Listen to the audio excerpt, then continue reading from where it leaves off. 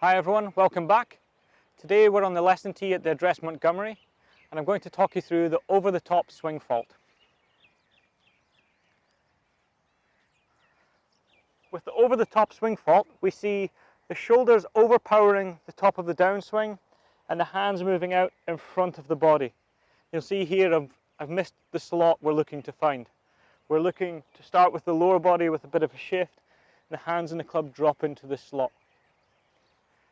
The over the top looks something like this.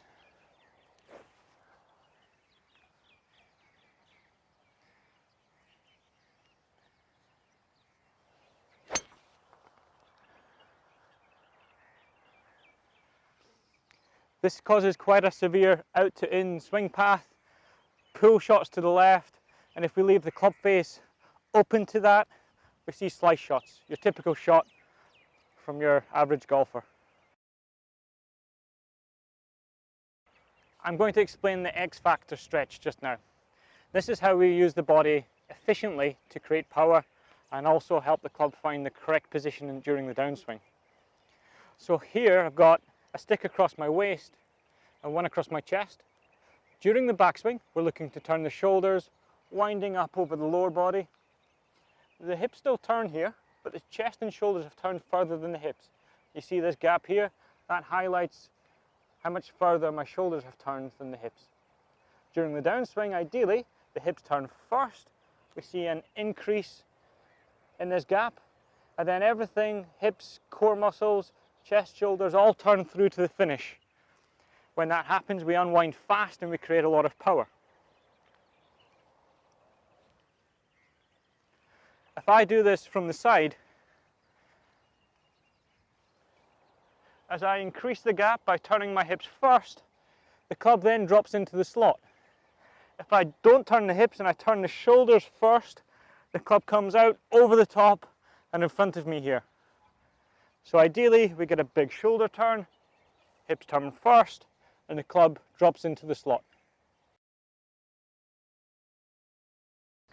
This drill we're going to look at exaggerates the sequence we're looking for during the golf swing.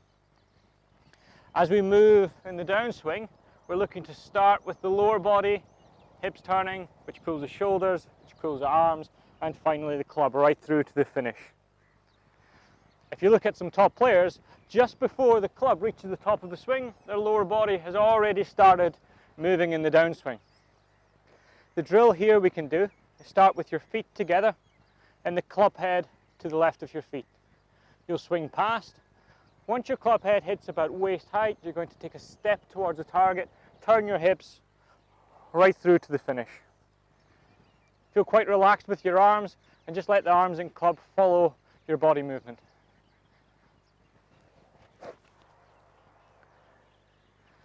It's your choice. You can do it only on practice swings if you like, or you can then move it onto the ball if you feel quite comfortable with the swing.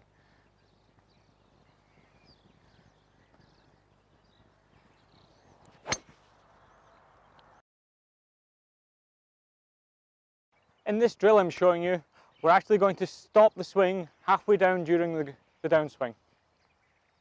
We'll swing up to the top, stop it halfway, make sure you're in the correct position, so just manipulate your club into the right position, check your hands and the club's in the slot. From there, turn the body through to the finish. After you've practiced that and you feel confident, you can move that onto the golf ball.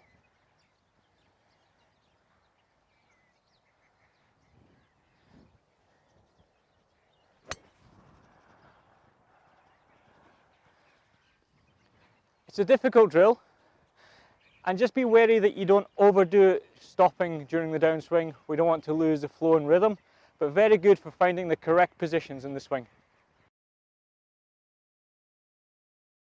With this drill, we've put the ball on a high tee, driver height, or as high as you can get it. I'm using a mid-iron, so I've got a 6-iron here. What we're trying to do is sweep the ball off the tee. So we'll hover the club level with the ball.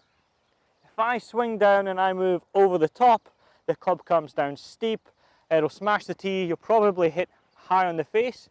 It's very difficult to get the strike. If we're able to find the slot or the club coming slightly more from the inside, you'll be very shallow, you'll be able to sweep the ball off the tee And the goal is to see ideally a little draw, get a nice strike and leave the tee in the ground. It's a great one for practicing on the range.